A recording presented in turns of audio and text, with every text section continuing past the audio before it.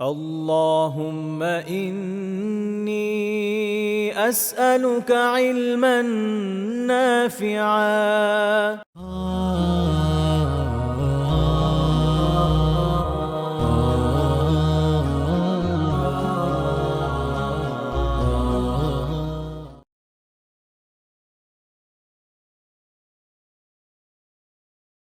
الحمد لله والصلاة والسلام على رسول الله. أما بعد فأعوذ بالله من الشيطان الرجيم بسم الله الرحمن الرحيم. সবাইকে স্বাগত জানাচ্ছি আমাদের যে নিয়মিত দার্স জীবনাচরণে নববী আদর্শের আহ, তৃতীয় ক্লাসে। আলহামদুলিল্লাহ, আমরা গতদিন, আপনার হয়তো খেয়াল আছে, গতদিন আমরা আলোচনা করছিলাম যে জীবনের কোন কোন দিক দিয়ে রাসূলুল্লাহ আলাইহিস সালাতু ওয়াসসালাম আমাদের জন্য অনুসরণীয় এবং অনুকরণীয় আদর্শ। তখন আমি বলেছিলাম যে আসলে এমন দিক জীবনে খুঁজে পাওয়া দুষ্কর, এমন উত্তম দিক যেখানে তিনি আমাদের জন্য অনুকরণীয় অনুসরণীয় আদর্শ নন, সকল ক্ষেত্রে অনুকরণীয় অনুসরণীয় আদর্শ। তো আজকে আমরা গতদিন আলহামদুলিল্লাহ 5টার মতো পয়েন্ট আমরা আলোচনা করেছি। আজকে ইনশাআল্লাহ তাআলা এরপরে আরো বেশ কিছু পয়েন্ট আলোচনা করব। তো একদম শুরুতে আপনাদের কাছে একটু দুঃখ প্রকাশ করছি, আমি মাঝে মাঝে একটু আহ অ্যাকচুয়ালি কফি খাবো, মানে আমার গলার সমস্যার কারণে একটু গরম কিছু খাওয়া দরকার। এই জন্য ক্লাসের মাঝে মাঝে একটু খাওয়া, পার্সোনালি এটা পছন্দ করি না, কিন্তু একটু বাধ্য হয়ে করছি যাতে ক্লাসের কন্টিনিউশন থাকে। এটা একটু ক্ষমা সুন্দর দৃষ্টিতে দেখবেন। তো যাই হোক, আমি আবার আলোচনায় চলে আসি। তো আজকে আমাদের প্রথম যে আলোচ্য বিষয়টা, যে কোন কোন ক্ষেত্রে তিনি অনুকরণীয় আদর্শ, সেটা হচ্ছে এক নম্বর হচ্ছে বিনয়ের ক্ষেত্রে। বিনয় খুবই গুরুত্বপূর্ণ বিষয়, যে জিনিসটা এখন আমাদের সমাজ থেকে বিলুপ্ত হওয়ার পথে। আমরা অনেক সময় বলি হ্যাঁ, উনি খুব বিনয়ী, বা আমার মধ্যে বিনয় আছে, বা তমুকের মধ্যে বিনয় আছে, এরকম কথা আমরা বলি। কিন্তু আমরা যখন বিনয় বলতে গিয়ে আসলে ইসলাম কি বোঝায় সেটা যখন দেখব, তখন দেখবেন যে আসলে বিনয় কতজনের মধ্যে আছে এটা খুঁজে পাওয়াটা একটু দুষ্কর। এবং রাসূলুল্লাহ নিজে তার ব্যক্তি জীবনে বিনয়কে যেভাবে প্রয়োগ করেছেন, তিনি যেমন বিনয়ী ছিলেন, সেটা যখন আমরা দেখব তখন সেই স্ট্যান্ডার্ডে অন্য কাউকে আসলে উতরানো যে আসলে একজন আসলেই বিনয়ী, এটা বলে দেওয়াটা বেশ কষ্টকর হয়ে যায়। এটা আমরা ইনশাআল্লাহ তাআলা দেখব। তো বিনয়ের ক্ষেত্রে যে তিনি অনুসরণীয় আদর্শ, তার আগে আমাদের এটা বোঝা দরকার তাহলে যে বিনয় কি জিনিস। আরবিতে এটাকে বলে তাওয়াদু, বাংলায় উর্দুর একটা ভাব আছে, ও বলা যায় তাওয়াজু। তাওয়াজু এরকম লেখে আর কি। তো যখন এটা আসলে ওয়াদা, যে কোনো কিছু রাখা, স্থাপন করা, এই যে একটা শব্দ এখান থেকে আসছে। তো এখানে এটা থেকে আসলে তাওয়াজু দিয়ে এটা বোঝায় যে তাওয়াদা আর রাজুল ইদা তাদাল্লালা। ইমাম মুরতাজা আজ-জাবিদি রাহিমাহুল্লাহ তাআলা আরবি ভাষার অনেক বড় ইমাম ছিলেন। ওনার কিতাব তাজুল উরুসে ব্যাখ্যা করতে গিয়ে বলেছেন যে যখন কেউ নিজেকে হীন করে, নিজেকে ছোট দেখায়, তবা লাঞ্ছিত বলতে পারেন, কিন্তু লাঞ্ছনা এটা শরিয়া আমাদেরকে পারমিট করে না যে আমরা নিজেকে লাঞ্ছিত করে ফেলবো। তো এটা আসলে এটার এই অর্থ হবে যে নিজেকে একটু হীন দেখানো, ছোট দেখানো। এটা যখন কেউ একজন ব্যক্তি করে, তখন সেটাকে বলা হয় হচ্ছে বিনয়। এটা হচ্ছে আবিধানিক অর্থে যদি আসেন, ইমাম ইবনু হাজার আসকালানী রাহিমাহুল্লাহ তাআলা ফাতহুল বারীতে যখন ব্যাখ্যা করছেন যে বিনয় আসলে কি, তাওয়াদু আসলে কি, উনি বলছেন আল মুরাদ ওয়াল মুরাদু বিতাওয়াদু। তাওয়াদু দিয়ে উদ্দেশ্য কি? উনি বলছেন যে ইজহারুত তানাজ্জুল আনিল মারতাবা লিমা ইউরাদু তাযিমু। যখন কেউ কাউকে উচ্চ মর্যাদা, উচ্চ মর্তবা দেখানোর চেষ্টা করে, যেমন হচ্ছে এরকম বড় বড় ব্যক্তি, অমুক এই অমুক সেই এই সেই, তখন যখন কেউ সেখান থেকে নিজেকে একটু ছোট দেখা, যে না আমি আসলে এরকম নই, এবং এটা এরকম না যে সে শুধু বাহ্যিক ভাবে প্রকাশ করবে, এটা কিন্তু তার আত্মিকও হওয়া জরুরি, যে সে নিজেকে বুঝবে যে আমি আসলে এত বড় নই। অথবা যদি সে বুঝেও যে আমি আসলে অনেক বড়, যেমন আমরা দেখি যে রাসূলুল্লাহ সাল্লাল্লাহু আলাইহি ওয়াসাল্লাম নিঃসন্দেহে সাইয়্যিদুল মুরসালিন। এখন এটা তো উনি বলবেন না যে নিশ্চয় নিশ্চয় আমি তা নই, মানে এটা বাস্তব, এটা সত্য, এর বিপরীত বলার সুযোগ নেই, এটা তখন সত্যের অপলাপ হয়ে যায়। সেটা উনি করেননি। কিন্তু ওই জায়গাগুলোতে যেটা আপনি একদম অ্যাবসলিউটলি জানেন যে এটা সত্যটা, এটা যেটা এই যেটা আপনাকে বলা হচ্ছে, তখনও নিজেকে আহ নিজের যে বড়ত্বটা, তাকাব্বুর বা অহংকারকে দূরে রাখার জন্য এমন কিছু বলা যাতে এটা এটা একটু আপনি বলতে পারেন যে একটু নর্মালাইজ হয়ে যায়, একটু নমনীয় হয়ে যায়। যেমন দেখা যায় যে তিনি কখনো তার সামনে বনী ইসরাঈলীদের সাথে, ইহুদিদের সাথে সাহাবীদের যখন বাদানুবাদ হচ্ছে, আপনারা দেখি যে তিনি তখন মুসা আলাইহিস সালামের বৈশিষ্ট্য বা তার যে ফজিলত সেটা বর্ণনা করছেন। তিনি ইউনূস বিন মাত্তা আলাইহিস সালামের যে বৈশিষ্ট্য আরেক জায়গায় বর্ণনা করছেন। এইভাবে বর্ণনা করে তাদের যে বিশেষত্ব এটাকে দেখিয়ে দিচ্ছেন। এটাতে উনি নিজেকে ছোট দেখাচ্ছেন না, কিন্তু বিষয়টাকে সহজীকরণ করছেন, যেন তাকাব্বুর বা অহংকারের বিষয়টা সামনে চলে না আসে। তো দুইটা বিষয়, এক হচ্ছে যে আসলেই বাস্তবে যা আপনি তাই। এখন এটা তো আপনি বলতে পারেন না যে না আমি একদমই এরকম না, তো মিথ্যা হয়ে যাবে, তখন এমন কিছু বলা যায় যে বিষয়টা একটু সহজীকরণ হয়। আর আরেকটা হচ্ছে যে মানুষ স্বাভাবিকভাবে যেটা হয় যে যাকে প্রশংসা করে, আমাদের অঞ্চলের এটা বৈশিষ্ট্য, আমি জানি না অন্যান্য কোথাও এর কিরকম বৈশিষ্ট্য আছে, বাট আমাদের ভারতীয় উপমহাদেশে একটা কালচার আছে যে আমরা যে কোনো ক্ষেত্রে অনেক বড় বড় লক্ষ্য, অনেক বড় বড় কথা, অনেক বড় বড় টাইটেল ব্যবহার করতে পছন্দ করি, সেটা ইসলামিক হোক অন ইসলামিক হোক সকল ক্ষেত্রেই প্রযোজ্য। তো যখন একজন ব্যক্তির ক্ষেত্রে এরকম ব্যবহার করা হয়, নিঃসন্দেহে আসলে অধিকাংশ ক্ষেত্রে ব্যক্তি এটার উপযুক্ত থাকে না, তখন তার কর্তব্য হচ্ছে নিজেকে এখান থেকে সরিয়ে আনা, নিজেকে এর থেকে ছোট দেখানো, যে ভাই না আমার ব্যাপারে এই যে প্রশংসা করা হচ্ছে এটা সঠিক না। ইমাম জাহিজ রাহিমাহুল্লাহ তাআলা, উনি অনেক বড় আরবি ভাষার ইমাম ছিলেন, কিতাব তাহদিবুল আখলাক, সেখানে তিনি এর ব্যাখ্যা করতে গিয়ে বলছেন এর মানে হচ্ছে নেতৃত্ব বা মর্যাদাকে তরক করা, ছেড়ে দেওয়া,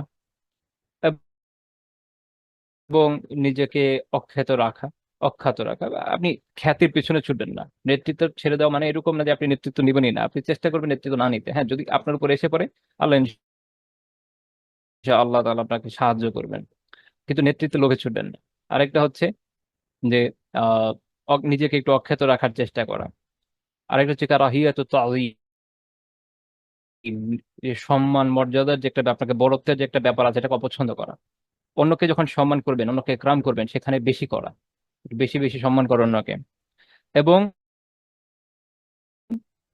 ব্যক্তির বা মানুষের যে ফজিলতপূর্ণ বিষয়গুলো আছে বৈধ, এগুলো থেকে একটু দূরে থাকা, যেন নিজেকে বড় বড় দেখা না যায়। এবং খ্যাতি, সম্পদের যে প্রতিযোগিতা, এটাকে বর্জন করা। এবং যত ধরনের অহংকারের বিষয় আছে এগুলো যখন আপনি বর্জন করবেন, তখন যে একটা অবস্থা আপনার মধ্যে তৈরি হচ্ছে সেটাই হচ্ছে বিনয়। এখন আপনি যখন এই স্ট্যান্ডার্ডে মাপবেন, এখন দেখেন কয়জনের মধ্যে আসলে বিনয় পাওয়া যায়। আমি একদম পুরো ব্যাখ্যা বিশ্লেষণ দিলাম, এই জন্যই বলেছি যে আসলে কি আমাদের মধ্যে বিনয় আছে কিনা। আমরা খ্যাতির মোহেও আছি আমাদের। একটা হচ্ছে যে আপনার খ্যাতি হয়ে যেতে পারে, সেটা ভিন্ন বিষয়, কিন্তু আমি খ্যাতির জন্য উঠে পড়ে লাগবো, এটা সারিয়া আমাকে পারমিট করে নাই। আমার জন্য হালাল সম্পদ অবশ্যই ভালো কাজ, ভালো বিষয়, আমি যত কামাতে পারি কোনো সমস্যা নেই। আমি হালাল ভাবে কামাবো, হালাল ভাবে ভোগ করবো, হালাল ভাবে ব্যয় করবো, এর কোনো সমস্যা নেই। কিন্তু আমি যখন এটার জন্য পাগল হয়ে যাব, এটার জন্য হালাল হারামের কোনো তোয়াক্কা করবো না, এবং এটার পিছনে উন্মাদের মতো ছুটে বেড়াবো, আমার সলাৎ তরক হয়ে যাবে, বিভিন্ন নেক আমল দূর হয়ে যাবে, তখন এটা শরিয়া পারমিট করছে না। একই রকম ভাবে আহ আল্লাহ তালা যদি কাউকে বড় করে, সে হতে পারে মানুষের সামনে তার বড়ত্ব আসবেই, কিন্তু সে এটা পছন্দ করবে না, সে চেষ্টা করবে যে আমি যেন নিজেকে একটু লো প্রোফাইল রাখার চেষ্টা করতে পারি। দুনিয়ার বিষয় কিন্তু খুব মজার, যে দেখবেন যে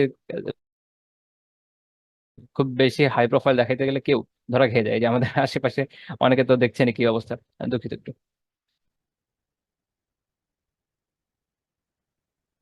তো তো সারিয়া এই এই এই দরজাগুলো একদম বন্ধ করেছে, যেন আমরা আসলে ধ্বংস হই না। যেগুলো কিন্তু সবগুলো এক একটা ধ্বংসের আহ আপনি বলতে পারেন ধ্বংসের সোপান। এই সোপানগুলো, এই সিঁড়িগুলোতে পা দিলে মানুষ ধ্বংসের দিকেই যায়। এই ক্ষমতা লোভ হোক, বা তার যে বড়ত্বের আকাঙ্ক্ষা হোক, এবং মানুষকে সম্মান দেখানোর ক্ষেত্রেও আমাদের মধ্যে যে একটা কুণ্ঠ ভাব, বাংলা একটা শব্দ আছে ব্যয়কুণ্ঠ, যে ব্যয় করতে চায় না বা ব্যয় করতে যে কুণ্ঠাবোধ করে। আরেকটা অদ্ভুত জিনিসও আছে, আমি জানি এটা কোনো এক্সাক্ট শব্দ আছে কিনা, সেটা হচ্ছে আপনি দেখবেন যে কিছু মানুষ আছে এরা সম্মান দিতে কুণ্ঠাবোধ করে। তো এটা একটা বড় সমস্যা। হয়তো আগে মানুষ সম্মান দিত একটু বেশি, আমরাও ছোটবেলায় দেখেছি একে অপরকে সম্মান দিত মানুষ, কিন্তু সময়ের সাথে সাথে আমাদের অনেকগুলো ভালো স্বভাব নষ্ট হয়ে যাচ্ছে, তার মধ্যে এটা একটা। এখন আমরা সম্মানের ক্ষেত্রে কুণ্ঠাবোধ করি।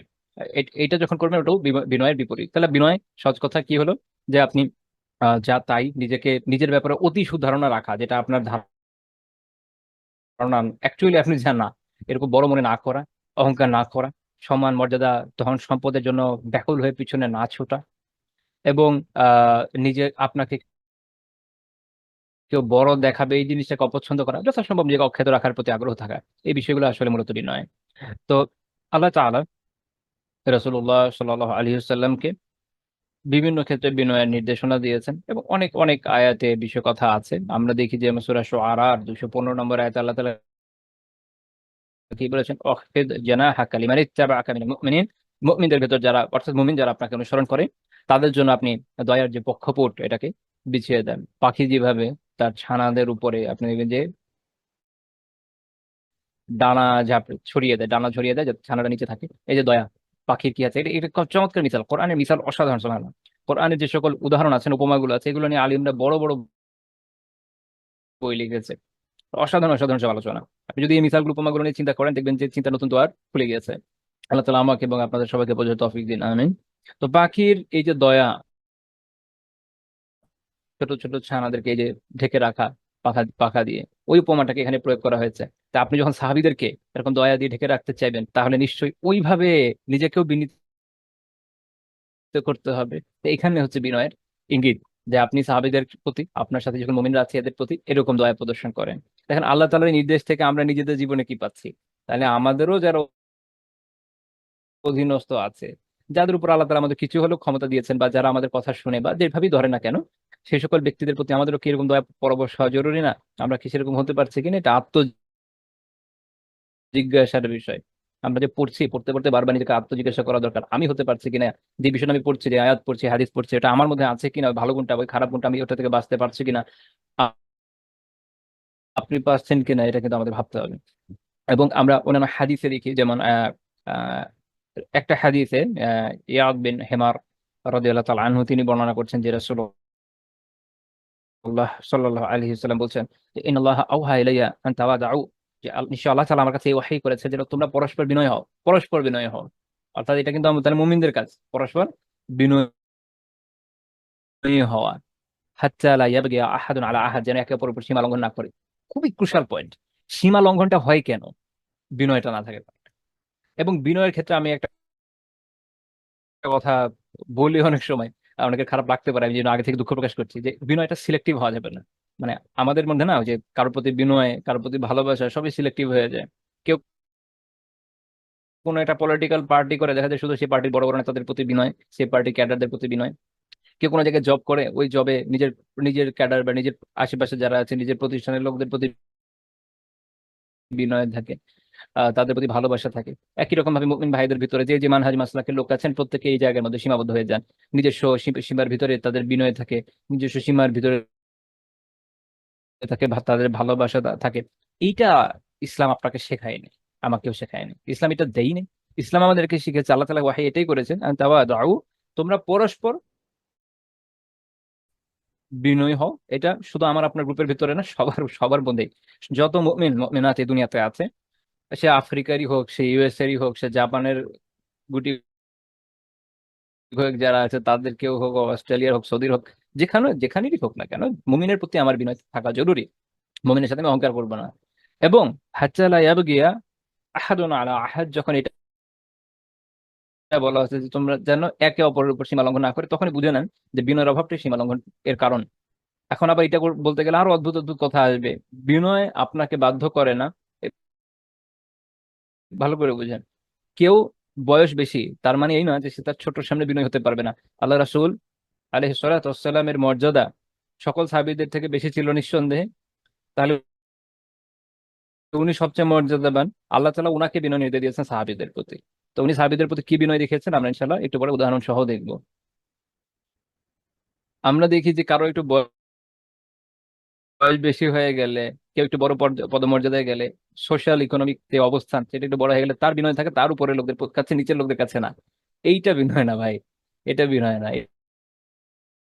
এই বিনয় ইসলাম শিখাতে আসেনি। ইসলাম একটা পরিপূর্ণ দিন, আলহামদুলিল্লাহ, অসাধারণ কথাবার্তা আছে এখানে। আপনার জীবনের সকল সমস্যার সমাধান খুঁজে পাবেন। এই বিনয় ইসলাম শিখাতে আসে নাই, এই সিলেক্টিভ টাইপের বিনয়। আহ, একটা নির্দিষ্ট সোশিও কালচারাল ক্লাসের বিনয়, নির্দিষ্ট গ্রুপের, পার্টির ইত্যাদির বিনয়, এরকম নয়, ব্যাপক হবে। আমি আমার ছোট, আমার চেয়ে যারা ছোট তাদের প্রতি আমি বিনয় দেখাবো, আমি তাদের সামনে কোনো তাকাব্বুর বা অহংকার দেখাবো না। এবং এই হাদিসের পরের পার্টেই আছে, ওয়ালা ইয়াফখার আহাদুন আলা আহাদ, এবং যেন একে অপরের উপরে কি না করে, ফখর না করে, গর্ব অহংকার না করে। তাহলে যখন আপনি বিনয়ী হবেন,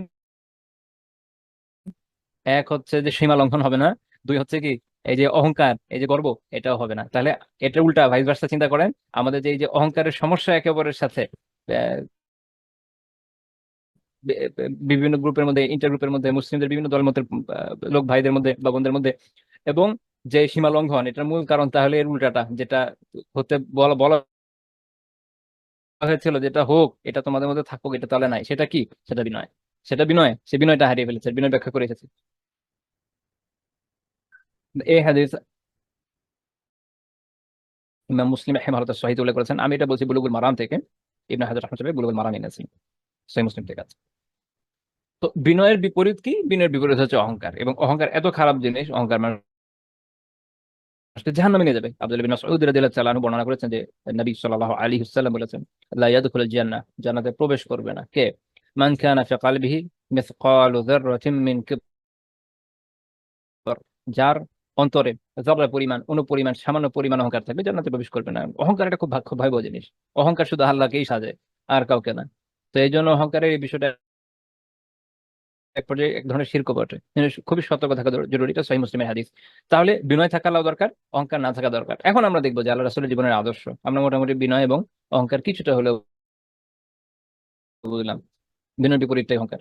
তো আমরা দেখবো যে আল্লাহ রাসূল কিভাবে আহ বিনয়ের চর্চা করেছেন, জাস্ট কয়েকটা উদাহরণের মাধ্যমে। আমরা তো পুরো বই আছে সামনে পড়ে, আমরা অনেক বিষয় আলোচনা করব। আপাতত শুধু আমরা ভূমিকার মতো আলোচনা করছি কিছু বিষয়। দেখেন, আল্লাহ রাসূল সাল্লাল্লাহু আলাইহি ওয়াসাল্লাম শিশুদেরকেও সালাম দিতেন। কাদেরকে সালাম দিতেন? শিশুদেরকেও সালাম দিতেন। আমরা জানি যে ছোটরা বড়দের সালাম দিবেন, সাধারণ আদব। কিন্তু বাচ্চারা আছে আশেপাশে, বাচ্চাদের দল আছে, আপনি গিয়ে সালাম দিতে পারবেন না তাই বলে ছোট ছোট বাচ্চারা যায়, এদেরকে সালাম দেওয়া যায় না? তখন আমাদের মনের মধ্যে অহংকার চলে আসে, আমি বড় মানুষ, আমি কেন সালাম দেবো? হ্যাঁ, বিষয়টা এরকম নয়। সে ভুলেই যেতে পারে, তাকে শেখাতে হবে না? আপনি না দিলে শিখবে থেকে, আপনি দিবেন তাই তো শিখবে। আল্লাহ রাসূল এরকম অহংকার নিয়ে থাকতেন না, উনি ছিলেন বিনয়ী, শ্রেষ্ঠ বিনয়ী, তিনি সালাম দিয়ে করতেন। আনাস রাদিয়াল্লাহু তাআলা আনহু একবার এরকম বাচ্চাদের পাশে দিয়ে যেতে গিয়ে তাদেরকে সালাম দিলেন এবং বলেন যে কেন নবী সাল্লাল্লাহু আলাইহি ওয়াসাল্লাম ইয়াফআলু, নবী সাল্লাল্লাহু আলাইহি ওয়াসাল্লাম এই কাজই করতেন, এভাবে সালাম দিয়ে দিতেন। এটা সহিহ বুখারী 6247 নম্বর হাদিস। তাহলে আমরা এখান থেকে কি শিক্ষা পেলাম? হ্যাঁ, এটা আদব, এটা আদব যে ছোটরা বড়দেরকে দিবে। কিন্তু তার মানে এই না যে বড়রা ছোটদেরকে দিলে সে সালাম হবে না, অবশ্যই হবে। তাহলে যখন আপনি যদি বস হন, আপনার অধস্তনকে সালাম দিতে কোনো সমস্যা নাই। আপনি যত বড়ই মানুষ হয়ে যান না কেন, আপনার যে ছোট যিনি আছেন তাকে সালাম দেয় কোনো সমস্যা নেই। সমস্যা একটাই, সেটা হচ্ছে আমাদের অহংকার। হ্যাঁ, এটা আদব যে তারা আপনাকে দিক, না দিতে পারলো না বা খেয়াল নেই, আপনি দিয়ে ফেলেন। কারণ হাদিস অনুযায়ী যে যে আগে সালাম দেয় সে আল্লাহর অধিক নিকটবর্তী। তো আল্লাহর নৈকট্য চাই না? আমরা অবশ্যই চাই। এবং এটার পরিচয় হোক যে আমার অন্তরে অহংকার আছে কিনা। আর একদম দেখবেন যে যারা লো ক্লাস বিভিন্ন জব টপ করে, হাই হাই বস যারা আছে, হাই ক্লাসে যারা আছে, তারা সালাম দিতে অস্বস্তি বোধ করে, যেন সালাম হয়ে গেছে একটা। এখন আমাদের দেশে না সালাম চর্চা যেটা হচ্ছে, এটা ইসলামী সালাম চর্চার বদলে ব্রিটিশ সালাম চর্চা। ব্রিটিশদের স্যালুট আছে না, যে নিচের অফিসার উপরের অফিসারকে স্যালুট করবে, করার যখন স্যালুট করবে দেখে তখন উপর অফিসার বলে ওকে, সে এটা জবাব দিবে। এই যে ব্রিটিশ স্যালুট সিস্টেম, যেটা ওরা মিলিটারিতে বা অফিসিয়াল ইয়েতে নিয়ে এসেছিল, ওইটাই বেসিক্যালি আমাদের দেশে সালাম নামে চলছে। ওইটাই আমাদের দেশে সালাম নামে চলছে, এটা অ্যাকচুয়ালি সালাম নয়। সালাম ওইটাই যেটা ইসলাম আমাদেরকে শিখেছে। এখানে একটা আদব আছে যে ছোট বড়কে দিবে, ঠিক আছে, কিন্তু এর মানে এই না যে বড় ছোটকে দিলে হবে না। আচ্ছা, তারপরে আসেন, এমনকি এটা এভাবে বর্ণনা করেছেন আনাস রাদিয়াল্লাহু তাআলা আনহু, একটা বর্ণনা যে كانت أمة من إماء أهل المدينة تأخذ بيد رسول الله صلى الله عليه وسلم فتنطلق به حيث شاءت। যে মদিনার একজন ছোট দাসী, সেও যদি চাইতো, তো এটা একটা উপমা দিলেন যে সেও যদি চাইতো সে আল্লাহ রাসূলের হাত ধরে তাকে মদিনার বাইরে যে কোনো জায়গায় ইচ্ছা নিয়ে যেতে পারতো। এটা সহিহ বুখারী হাদিস।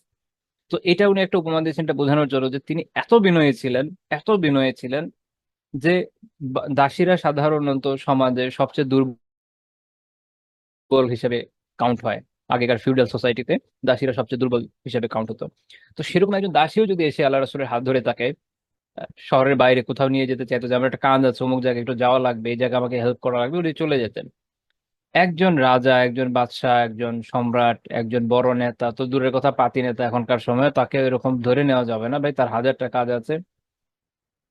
এবং তখন তো অহংকার চুয়ে চুয়ে পড়বে। আপনি এদের নেতা খাতা বাদই দেন, আমাদের যে, আমি যদি বলি যে ধরেন যারা আমরা চেষ্টা করছি একটু দিন পালন করার, আমাদের মধ্যে যাদের একটু নাম খ্যাতি হয়ে গেছে, আমাদের তো আউযুবিল্লাহ কি অবস্থা আল্লাহ তাআলা ভালো জানেন। আহ যে কোনো জায়গায় যে কোনো এর মধ্যে চলে যাব না, অনেকেরই অনেক আবার ইয়ে লাগে, মান মর্যাদা অনুযায়ী অনেক বিষয় দেওয়া লাগে, তারপর কেউ যায়। এগুলো অনেক ইস্যু আছে, আপনারা জানেন, সব তো আর বলার দরকার নাই। তো তাহলে বোঝা গেল যে এইটা তো আমরা সুন্নাহ থেকে শিখছি না।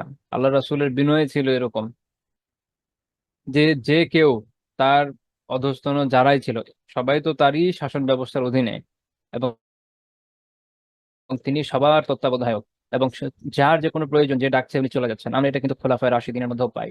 আপনি আবু বকর রাদিয়াল্লাহু তাআলা আনহুকে দেখবেন, বয়স্ক একজন বৃদ্ধার কাজ নিজে করে দিতে। উনি তো চাইলে যে কাউকে অ্যাসাইন করে দিতে পারতেন যে যাও তুমি করে আসো, কে না করতো? খলিফার নির্দেশ পালন করা আবশ্যক না, উনি নিজের কাজ নিজে, উনি নিজেই কাজ করেছেন সওয়াবের আশায়। ওমর রাদিয়াল্লাহু তাআলা আনহুর আমল ছিল এরকম। সব খোলাফাদের ভিতরে এই আমল পাওয়া যায়, তারা ওইরকম ছিলেন, তারা এইভাবে শিখেই বড় হয়েছেন, তারা এইভাবেই তাদের বিল্ড আপটা হয়েছে। আর আমাদের এখানে হলো সমস্যা যে আমাদের মধ্যে এটা নাই। আমাদের মধ্যে বরত্ব অনেক বেশি। আমাদের মধ্যে একজন একজন দাসী যদি বলেন, তার মানে এখনকার সময়ে রাস্তাঘাটে যারা কাজ করে এই পর্যায়ের লোক হবে আমাদের দেশের সোসাইটিতে যদি চিন্তা করে, চিন্তা করি আমরা। তা এমন কেউ এসে হঠাৎ করে আমাকে কোনো একটা কাজ করতে বলবে আর আমি চলে যাব, এটা মনে হয় এত এত বিনয় আমাদের মধ্যে মনে হয় নাই। আল্লাহ আলাম। তারপরে হচ্ছে তিনি যখন বাসায় আসতেন, তিনি বাসায় কাজ করতেন, বিভিন্ন ধরনের কাজ করতেন, বাসার যেরকম কাজ করা যায়। এবং এখানে একটা বিষয় আছে, কাজ করতেন বলতে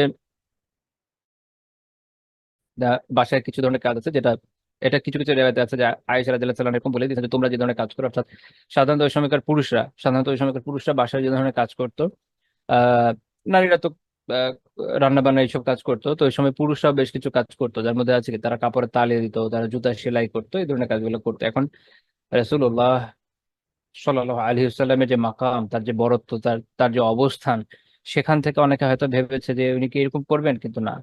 আয়েশা রাদিয়াল্লাহু তাআলা বর্ণনা করছেন যে কিয়ানা রাসূলুল্লাহ সাল্লাল্লাহু আলাইহি ওয়াসাল্লাম ইয়াখসিফুনা আলা ওয়া ইয়াখিতু সাওবাহ। আল্লাহ রাসূল সাল্লাল্লাহু আলাইহি ওয়াসাল্লাম তার বাড়িতে কি করতেন, তার যে কাপড় তার যে জুতা সেটাকে তিনি নিজেই সেলাই করতেন ছেড়ে টেড়ে গেলে। এবং নাল মানে হচ্ছে চটি জুতা। চটি জুতা বুঝেন? এই যে স্লিপার, স্লিপার এই ধরনের জুতা যেগুলো হচ্ছে নাল বলে। তো এটা তিনি নিজেই সেলাই করতেন, এবং তিনি তার কাপড়ে নিজেই তালি দিতেন। হ্যাঁ, কেউ করে দিবে এটা জন্য বসে থাকতেন না। এই যে একটা প্রোডাক্টিভ লেসন, এটাও কিন্তু আমরা সুন্নাহ থেকে পাই ভাই। নিজের কাজটা নিজে করতে শেখা। হ্যাঁ, আমাদের ব্যস্ততা থাকে, আল্লাহ রাসূলের চেয়ে বেশি ব্যস্ত কে ছিল এই দুনিয়াতে? তো এত ব্যস্ততার পরেও তিনি কিন্তু এই ছোট ছোট কাজগুলো নিজে করতে ভালোবাসতেন, করে ফেলতেন। আমাদের অবস্থা দেখেন, আমরা তো মানে আমাদের হচ্ছে একটু টাকা পয়সা হয়ে গেলে চিন্তা করি যে, আর কটা লোক রেখে দিই, কে কোন কাজটা করে দিবে। কিন্তু নিজের কাজটা নিজে করা, সেই যে একটা আগ্রহ থাকে এটার প্রতি, এটা আমাদের আসলে ভাবে নাই। তো এরপর আয়েশা রাদিয়াল্লাহু আনহা বলছেন যে ইয়ামালু ফি বাইতিহি কামা ইয়ামালু আহাদুকুম ফি বাইতিহি। তোমাদের সব, তোমাদের কেউ মানে উপস্থিত যারা ছিলেন ওনাদের বলছেন যে তোমাদের কেউ বাসায় যেরকম কাজ করো উনি ওইরকমই করতেন, অর্থাৎ পুরুষদের কথা বলছেন যে তোমরা যেরকম কাজ করতো উনি করো, উনিও ওইরকম কাজগুলোই করতেন। এই জন্যই বলেছে যে সব কাজ না, সাধারণত যে কাজ ওই সময় পুরুষরা ঘরে করতো, মানে এটা ওই সময় প্রশ্নকর্তারা যারা প্রশ্ন করেছিলেন ওনাদের একটা চিন্তা ছিল যে আল্লাহ রাসূল ওনার মতো ব্যক্তিত্ব কি ঘরের কাজগুলো এরকম করতেন, আমরা যেরকম ঘরে এই কাজ করি? তো আয়েশা রাদিয়াল্লাহু তাআলা জানিয়ে দিয়েছেন না, উনিও করতেন। তো উনি নিজেকে এত বড় এই যে অহংকার রাখা, এটা উনি রাখতেন না।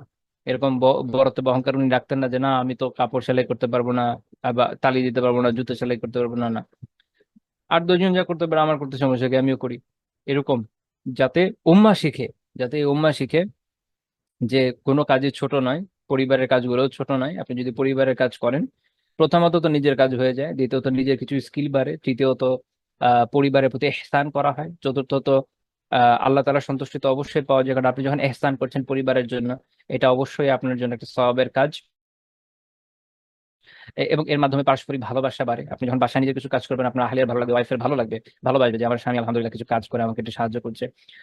পেরেশানি মুহূর্তগুলোতে স্বামী যখন কিছু কাজেও সাহায্য করে, এটা যাদের মধ্যে যারা আকলমন্দ, আল্লাহ তাআলা যাদেরকে ভালো আকল দিয়েছেন, তারা এটা আসলে অনেক অনুভব করে যে আমার হাজবেন্ড আমার জন্য এতটুকু কাজ করেছে, আলহামদুলিল্লাহ, সে আল্লাহ তাআলার শুকর গুজার হয় এবং আপনার প্রতি কৃতজ্ঞ হবে। এদের এদের আপনাদের মধ্যে পারস্পরিক ভালোবাসা বাড়বে। আপনি যদি তাকে মানে স্ত্রীর যে কোনো বিষয়ে একদমই সহায়তা না করেন, অথবা ঘরে আপনি নিজের কাজগুলো না করেন, আপনি স্ত্রীর কাজে সহায়তা যদি নাও করেন, ওটা আলাদা বিষয়, কিন্তু ঘরে দেখা গেল যে অনেক মানুষ আছে কোনো কাজই করেন না, আপনি যদি এমন করেন, তাহলে আলটিমেটলি একটা একটা দূরত্ব তৈরি হতে থাকে, এটা সঠিক নয়। এবং সন্তানরাও একটা ভুল মেসেজ নিয়ে বড় হয়, ছোটবেলাতে একটা ভুল শিক্ষা পায়, তারা একটা ভুল শিক্ষার মধ্যে দিয়ে বড় হয়।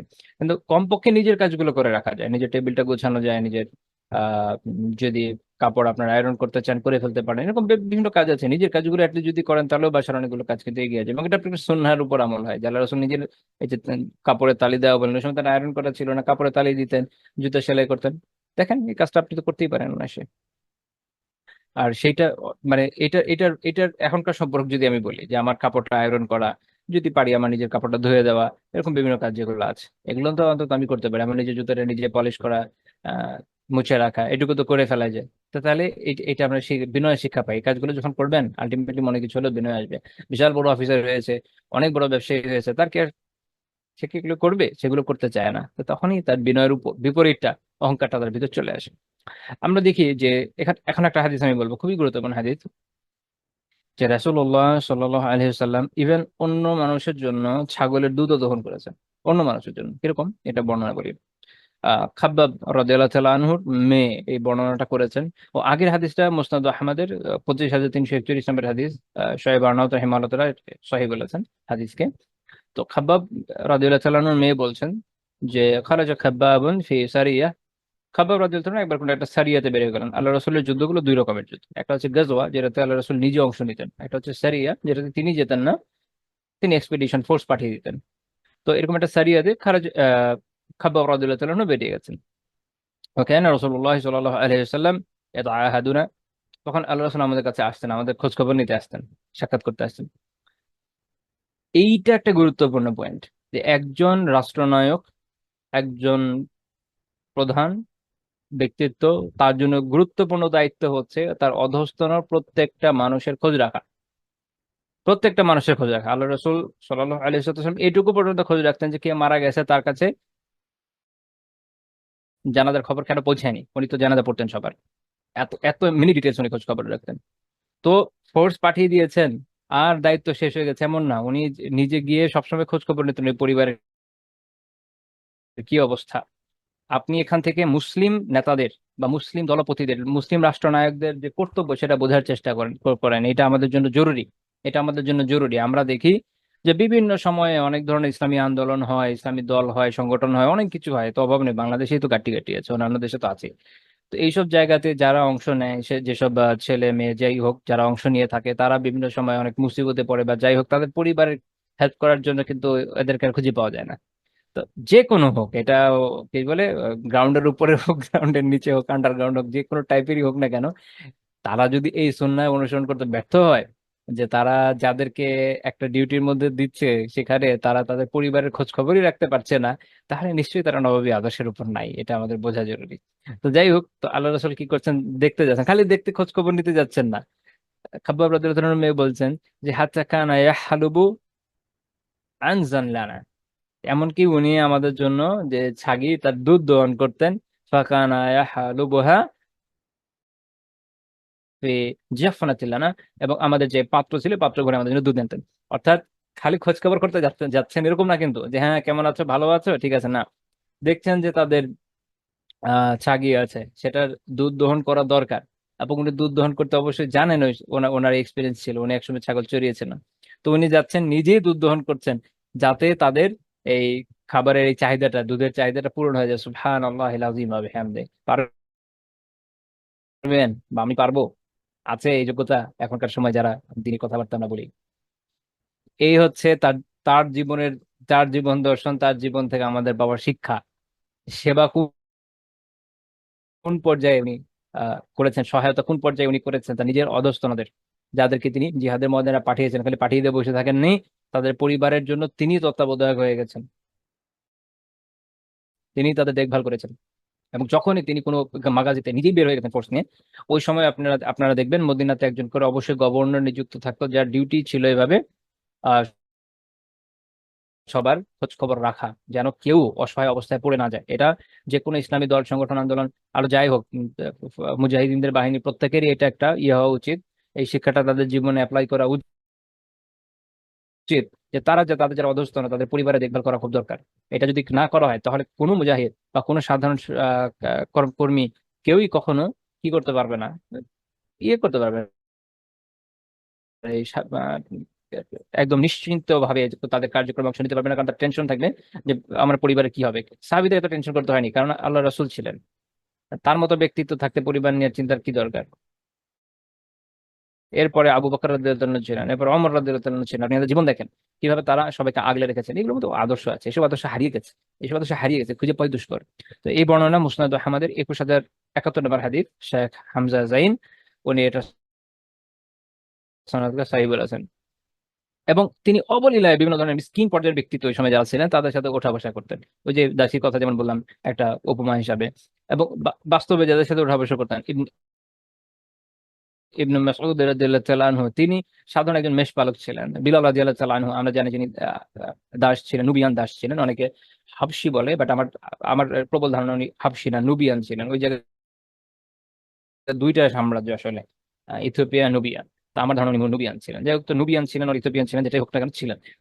তো এনাদের সাথে তিনি অবলীলায় ওঠা বসা করছেন। ঈমান হলো মূল বিষয় যেটাকে তিনি গুরুত্ব দিচ্ছেন। কারো স্ট্যাটাস, কারো রং, এগুলো কিভাবে তিনি অত বেশি মূল্যায়ন করছেন না। তো এই যে মিসকিনদের সাথে মেলামেশা করাটা, এইটাও একটা আদর্শের বিষয়। এটা আমরা কি গ্রহণ করতে আদৌ পারছি কিনা এটা বোঝার দরকার। আমরা দেখা যায় যে এই জায়গাতেও একটা, আপনি দেখবেন যে আমার নিজস্ব অভিজ্ঞতা থেকে বলছি, বলবো না সবার হতে হবে,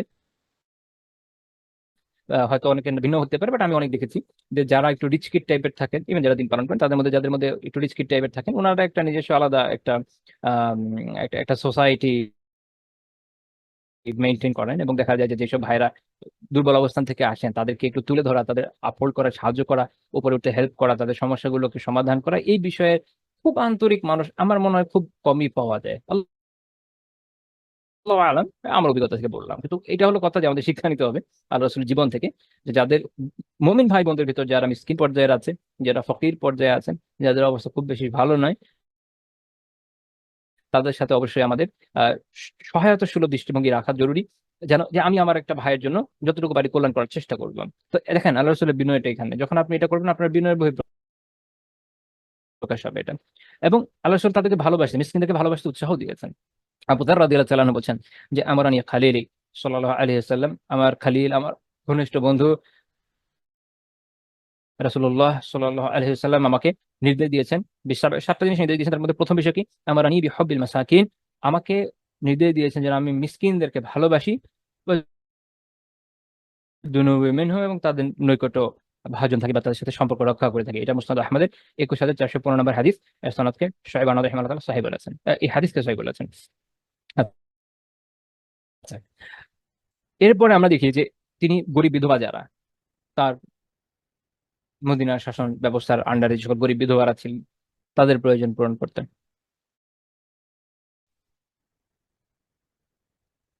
এবং এটাতে উনি মোটেও অস্বস্তি বোধ করতেন না যে এদের এদের সমস্যা আছে, আমি প্রয়োজন না করে, পূরণ না করে বসে থাকবো না। উনি সবসময় সাহায্য করতেন।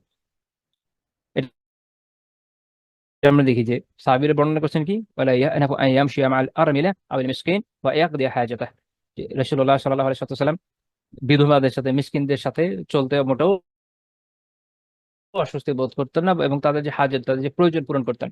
এটা আল ইহসান ফি তাকরিবি সহিহ ইবনে হিব্বানের 6423 নম্বর হাদিস, শুআয়ব আন রাহিমাহুল্লাহ সনদকে ইমাম মুসলিম রাহিমাহুল্লাহ শর্ত সহিহ বলেছেন। ঠিক, এখান থেকে আমরা একটা শিক্ষা পাই যে সমাজের যে কটা বর্ণনা আমি এখন পর্যন্ত দেখলাম, এগুলো প্রত্যেকটা বিনয়ের বহিঃপ্রকাশ। আরো কিছু দেখবেন ইনশাআল্লাহ, প্রত্যেকটা বিনয়ের বহিঃপ্রকাশ। এবং এইটা থেকে আমরা এটা পাই যে আমাদের একটা শাসন ব্যবস্থা থাকলে ভিন্ন কথা, যেহেতু এখন নাই।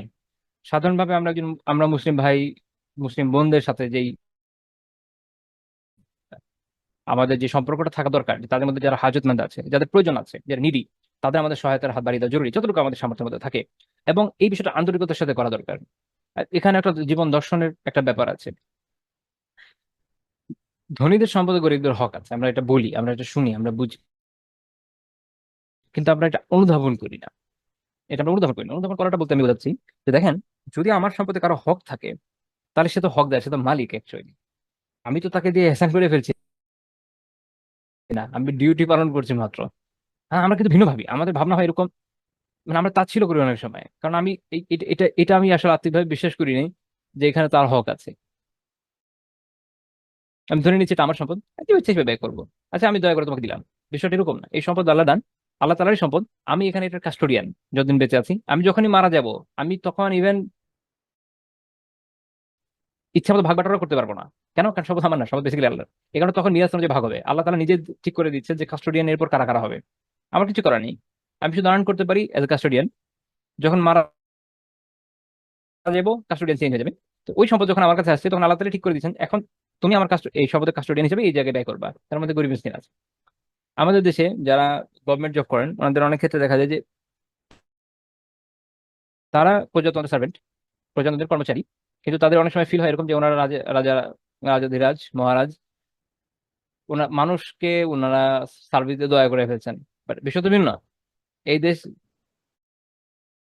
যে ধরনের রাষ্ট্র ব্যবস্থা কায়েম আছে সেই অনুযায়ী জনগণ এই দেশের মালিক হওয়ার কথা। তো যাই হোক, এটা বিজাস্ট একটা উদাহরণ হিসেবে বললাম বোঝানোর জন্য যে আমাদের এই যে চিন্তাটা উল্টা হয়ে গেছে, এখান থেকে বের আসা জরুরি। তো যাই হোক,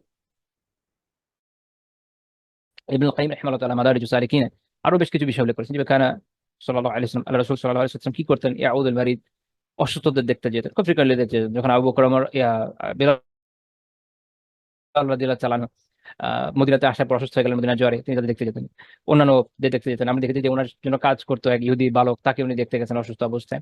এরকম যে কেউ অসুস্থ হয়ে যেত উনি দেখতে যেতেন। ও এর শুধু জানাজা এবং জানাজায় অংশ নিতেন, খুব অংশ নিতেন।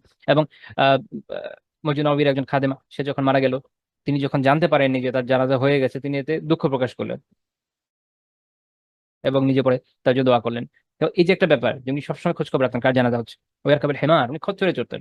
যারা একটু বড় হয়ে যায় তারা কি হয়, দুই যে আমাদের এখনকার সিস্টেমে চিন্তা করেন, যারা অনেক টাকা হয়ে যাবে সে মার্সিডিজে চলবে, অডি কিনবে, যাই হোক, বা খুব দামি মোটরসাইকেল কিনবে, সে তো সাইকেল নিয়ে চলবে না। তো খচ্চর জিনিসটা মনে করেন এরকম সাইকেলের মতো, একদিকে হচ্ছে উট, একদিকে হচ্ছে ঘোড়া, একদিকে হলো খচ্চর।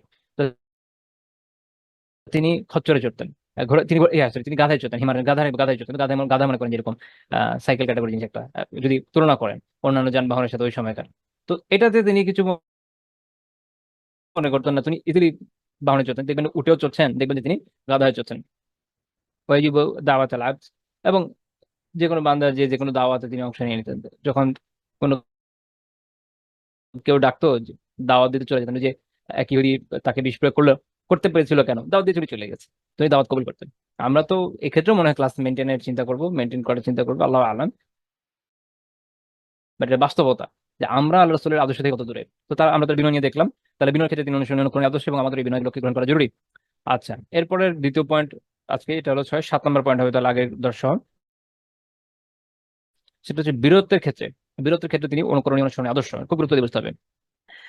রাসূলুল্লাহ সাল্লাল্লাহু আলাইহি ওয়াসাল্লাম সাহাবীদের মাঝে সবচেয়ে বড় বীর ছিলেন। মানে সাহাবী সমেত যদি আমরা চিন্তা করি ওই সময়কার, উনি সবচেয়ে বড় বীর ছিলেন। আমাদের মাথায় বীর বলতে ওমর হয়তো খালিদ রাদিয়াল্লাহু কথা আসবে মাথায়, right? এরকম বিভিন্ন। কিন্তু সাহাবীদের নিজস্ব সাক্ষ্য অবশ্যই যে আল্লাহ রাসূল সবচেয়ে বড় বীর ছিলেন, কোনো সন্দেহ নাই যে আল্লাহ রাসূল সবচেয়ে বড় বীর ছিলেন। এটা ভালো করে বুঝতে হবে। আমরা সবসময় দেখি বা বর্ণনায় অনেক সময় পড়ি যে তিনি যেমন বদর যুদ্ধের সময় পেছনে ছাউনিতে ছিলেন, বা অন্যান্য যুদ্ধের সময় এরকম ছিলেন, কিন্তু আপনাকে মনে রাখতে হবে যে তিনি জেনারেল ছিলেন। এবং জেনারেলের কাজ কি, বেসিক কাজ কি জেনারেলের? জেনারেল সবচেয়ে গুরুত্বপূর্ণ হয়। একজন সাধারণভাবেও যদি আপনি চিন্তা করেন মিলিটারিতে, একজন অফিসার ধরেন সেকেন্ড লেফটেন্যান্ট পদে ঢুকে সিনিয়রিটি যেতে যেতে যেতে এক পর্যায়ে জেনারেল হয়, বহু সময় লাগে এবং প্রচুর এক্সপিরিয়েন্স গ্যাদার করার পরে সেই জেনারেল কোথায় থাকে? সে সবচেয়ে সুরক্ষিত জায়গায় থাকে। কারণ জেনারেল যদি ফল করে, জেনারেল যদি পড়ে যায়, যুদ্ধ শেষ হয়ে যাবে, যুদ্ধ হেরে যাবে। তো সেনাপতির এটা একটা কাজ যে সেনাপতি এমনি পিছনে থাকবে এবং যুদ্ধ পরিচালনা করবেন। এটা নিয়ে যারা মিলিটারি স্ট্র্যাটেজি নিয়ে গবেষণা করেন তখন পড়েছেন, জানবেন যে একটা সময়, প্রাচীন সময়ে রাজারা সরাসরি ফ্রন্ট লাইন থেকে যুদ্ধ করতো। সাধারণত ফ্রন্ট লাইন থেকে তারা যুদ্ধ করতো, কিন্তু ওই সময় যেটা হতো, রাজা বা প্রধান সেনাপতি অনেক সময় নিহত হতো। খুব স্বাভাবিক, তীরের আঘাতে নিহত হয়ে যেত বা অন্য কোনো কারণে নিহত হয়ে যেত। তো নিহত হলে যুদ্ধ থেমে যেত এবং যুদ্ধ পরাজয় হতো খুব সহজ। তো পরে আহ সম্ভবত আপনার ইয়ের সময়ে আহ গ্রিকদের আলেকজান্ডার মারা যাওয়ার পরে গ্রিকদের যে মধ্য এশিয়ার বিশাল সাম্রাজ্যের সময়টা ছিল, মধ্য এশিয়া থেকে নিয়ে আপনার টলেমি সাম্রাজ্য যেটা ছিল মিশরে, এই সময়কার যে যুদ্ধগুলো, এখানে একটা চেঞ্জ দেখা যায়। তখন দেখা যায় যে সেনাপতির এখন আর সরাসরি ফ্রন্ট লাইনে থাকে না। লাইক, আমি জানি যে অনেকের যুদ্ধ বিষয়ে জ্ঞানের উৎস হচ্ছে হলিউড বলিউডের সিনেমা, বলতে বাধ্য হচ্ছে, কথাবার্তা বলে বোঝা যায়। তো যুদ্ধের জ্ঞান ওই যে ওখান থেকে যদি নেন তাহলে একটু ভুল জ্ঞানের সম্ভাবনা বেশি। তো যাই হোক, তো ওই সময় যেটা হয়েছে, ওই সময় জেনারেলরা পেছনে থাকবে যাতে সবচেয়ে সিকিউর থাকে। তাহলে সেনাবাহিনী সেই বিন্দু পর্যন্ত লড়তে পারবে। তো এইটা ওই সময় এই নিয়মটা আসলো, কিন্তু অ্যাকচুয়ালি একটা যুদ্ধের সবচেয়ে বড় যে ভার এটা বহন করে সেনাপতি নিজে।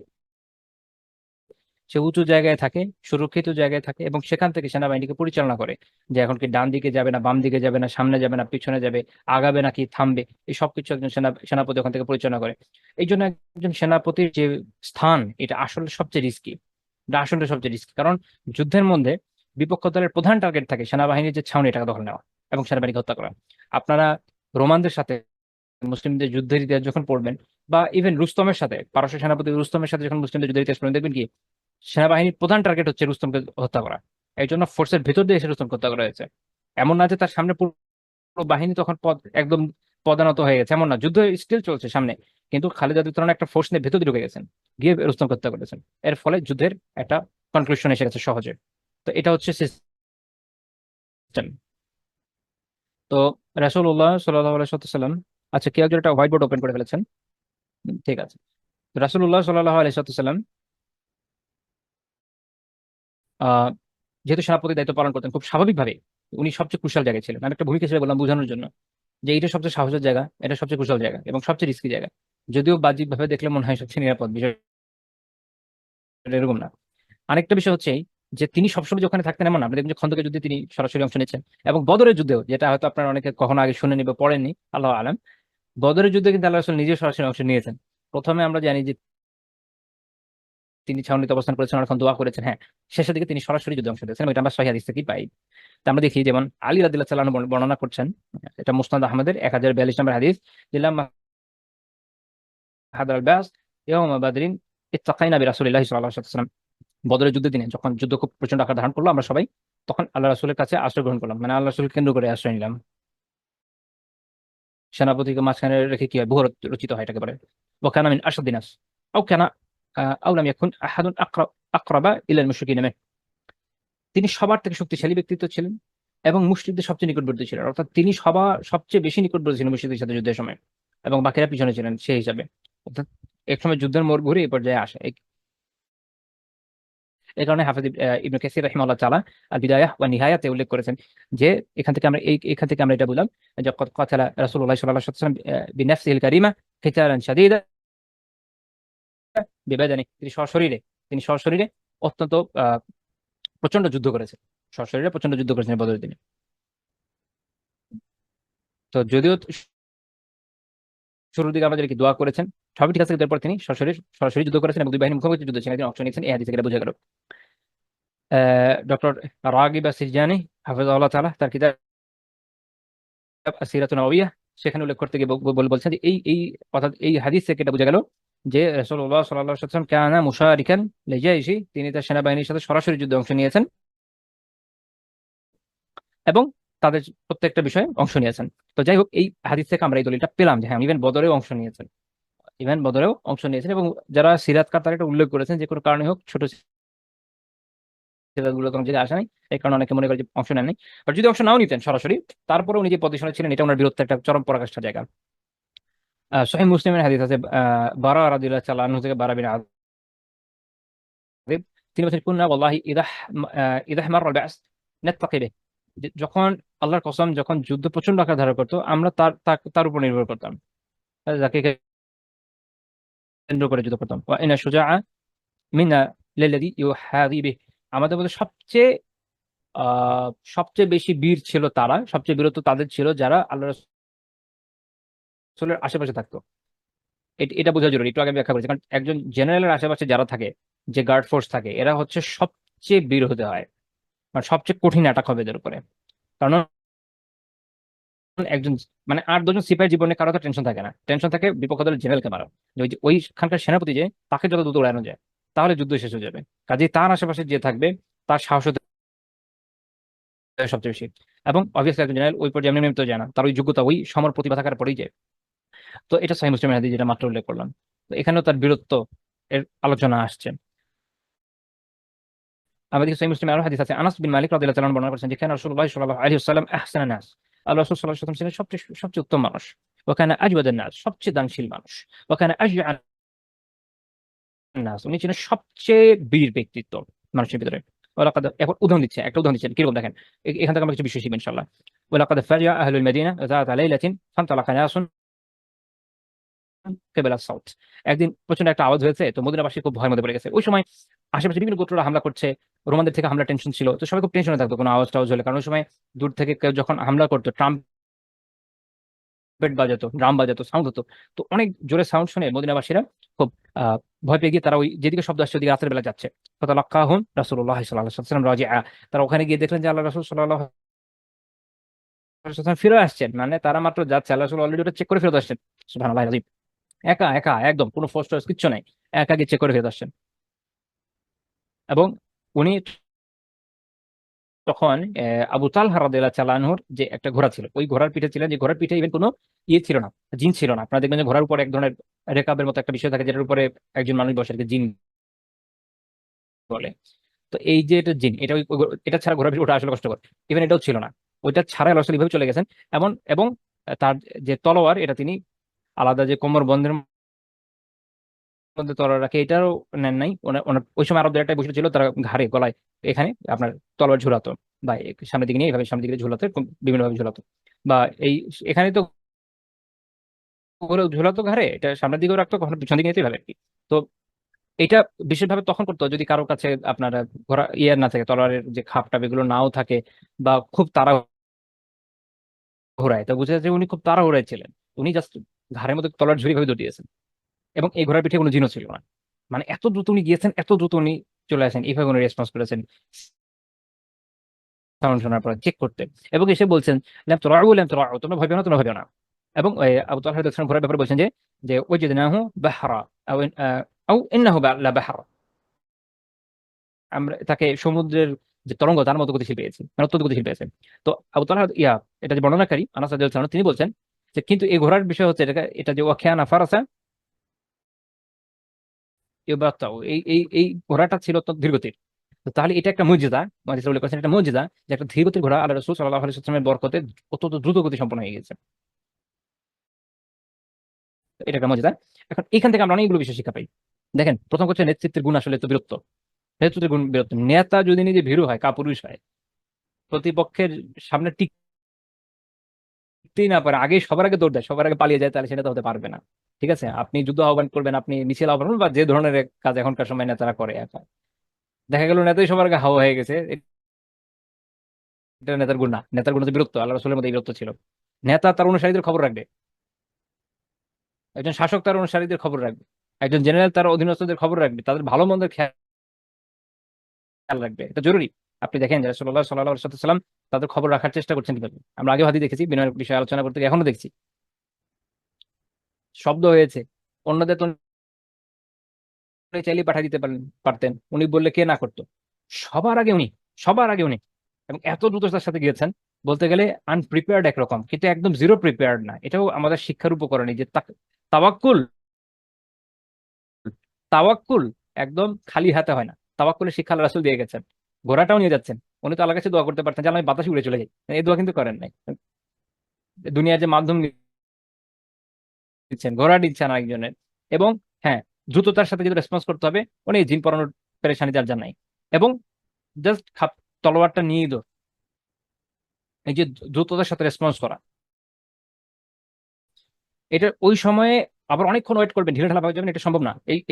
এই মন্থরতাও তার মধ্যে নাই, আবার এত তাড়াহুড়াও নাই যে সবকিছু ছেড়ে চলে গেছে, না। বরং যা যা দরকার, বাহন দরকার, অস্ত্র দরকার, নিয়ে নিয়ে গেছেন চেক করতে কি হচ্ছে দেখে। তো অনুসারীদের খবর রাখা জরুরি নেতাদের জন্য, তাদের ভালো মন্দের খেয়াল রাখতে হবে আগে, সবার আগে নিজেকে দেখতে হবে। অনুসারীদেরকে বিপদে ফেলে, এটা শিক্ষা আমরা পাচ্ছি, অনুসারীদের বিপদে বিপদে ফেলে নেতা নিজে সুখ ভোগ আরামায়েশ করবে না, এটা তার কাজ না। অনুসারী যুদ্ধ করছে, অনুসারীরা অন্য কোনো বিভিন্ন ভাবে দিনের জন্য খেদমত করছে, বা তার দল পার্টি যে কোনো জন্য খেদমত করছে, যে কোনো বিপদে পড়ছে, যে তারা নিজে জেলে যাচ্ছে, এই হচ্ছে ওই হচ্ছে, আর নেতা নিজে বসে বসে সুখ ভোগ করবে বলে ইসলাম নেতা, এটা হবে না। এটা আল্লাহ রাসূলের শিক্ষা আমাদেরকে দেননি। আমরা দেখি যে আল্লাহ রাসূল তো ঘুমাতে পারতেন চাইলে, বা আরাম করতে পারতেন, যে যাও তোমরা গিয়ে দেখো তো কি হয়েছে, এটা বলেন, উনি সবার আগে দৌড়ে গিয়েছেন, উনি সবার আগে খেয়াল রাখতে গিয়েছেন। অনুসারীদের বিপদের সম্ভাবনা দেখা দিলে আগে বিচলিত হতে হবে না তাকে, সে আগে বিচলিত হবে যে আমার অধস্তনদের কিছু যেন হয়ে না যায়, আগে আমি দেখে আসি। এবং অনুসারীদের বিপদ মুক্ত রাখতে তাকে সম্ভবপর যত ধরনের প্রয়াস সেটা নিতে হবে। আমরা আল্লাহ রাসূলের জীবন থেকে এটা দেখি। অনুসারীদের বিপদের সম্ভাবনা আছে, এটা উনি দেখেছেন, দেখে তাৎক্ষণিক খোঁজ নিয়েছেন, দেখেছেন যে আসলে কোনো বিপদের কিছু নেই, এমনি কোথাও কোনো সাউন্ড হয়েছে, এসে জানিয়ে দিয়েছেন যে তোমরা ভয় পেও না, সবাইকে আশ্বস্ত করছেন। এই যে শিক্ষা তার জীবন থেকে দেখেন, এটা যদি আজকে মুসলিমদের মধ্যে, মুসলিম লিডারশিপের মধ্যে থাকতো, তো পূর্ব থেকে পশ্চিমে মুসলিম হয়তো এতদিন আমরা বিজয়ী হতাম। দুঃখজনক বিষয় হচ্ছে আমাদের মধ্যে, আমরা তো মানুষ কম না মাশাআল্লাহ, কিন্তু সমস্যা হচ্ছে যে ওই লিডারশিপটা নাই। এবং যখন হুনাইনের যুদ্ধে প্রচন্ড আক্রমণ হলো হাওয়াযিনের পক্ষ থেকে, সেনাবাহিনীর সম্মুখ হয়ে একদম বিচ্ছিন্ন হয়ে গেল, সামনে যারা ছিল তারা বিচ্ছিন্ন হয়ে গেল, তিনি কিন্তু মোটেও নড়েন নাই। তিনি চলছেন পাহাড়ের মতো অটল অবিচল থেকে সোজা, এবং বলছেন আনা নাবিয়্যু লা কাযিব, আনা ইবনু আব্দুল মুত্তালিব, আমি হচ্ছি সেই নবীজি, মোটেও মিথ্যা নয়, আমি আমি যে নবী, এবং আমি আব্দুল মুত্তালিবের সন্তান। আরবরা নাতিকেও নিজের সন্তান হিসেবে বলে, ওই হিসেবে ইবনু আব্দুল মুত্তালিব। তো এটা উনি নিজের পরিচয় দিচ্ছেন, দেখা হচ্ছে আমি নবী, মিথ্যা নয়। দুই হচ্ছে আমি তোমাদের মধ্যে সবচেয়ে সম্ভ্রান্ত ব্যক্তির সন্তান, তো আমার সম্ভ্রান্ত তো মিথ্যা নয়, যে আমি এখান থেকে নড়বো না, আমি তো সোজা আছি, তোমরা আসো। দেখা গেছে আলহামদুলিল্লাহ এত সবাই এসে জয়েন হয়ে করেছে, যখন তাকে দেখেছে অটল অবিচল এবং বিজয় হাতে ধরা গেছে, কাজে বুঝে গেল যে নেতা যদি আগে পালায়, সিপাহীরা তো এরপর পালাবেই, সাথে যারা আছে সবাই মিলে পালাবেই। আর সে যদি দৃঢ়বদ্ধ থাকে, তারা সবাই দৃঢ়বদ্ধ থাকবে, এক সময় যুদ্ধে বিজয় আসবেই। যেভাবে হুনাইনের যুদ্ধ প্রথমে যদিও একটু বিপর্যয়ের দিকে গিয়েছিল, শেষ পর্যন্ত বিজয় এসেছে, ওয়ালিল্লাহিল হামদু জামিআ। তো এই যে এটা আমরা, তার বীরত্বের যে শিক্ষা, বীরত্বের যে পাঠ আমরা তার জীবন থেকে পেলাম, এটা আমরা এখান থেকে দেখলাম আলহামদুলিল্লাহ। তো আজকে আমি আর আলোচনায় যাব না, যেহেতু অনেকেরই 8:30-এ জামাত আছে। তো ইনশাআল্লাহ তাআলা যাদের এখন জামাতে যাওয়ার দরকার চলে যেতে পারেন, আমার যেহেতু একটু পরে জামাত, কিন্তু আমি আলোচনা এখানেই শেষ করে দিচ্ছি। সুবহানাকাল্লাহুম্মা বিহামদিক, লা ইলাহা ইল্লা আনতা, আস্তাগফিরুকা ওয়া আতুবু ইলাইক।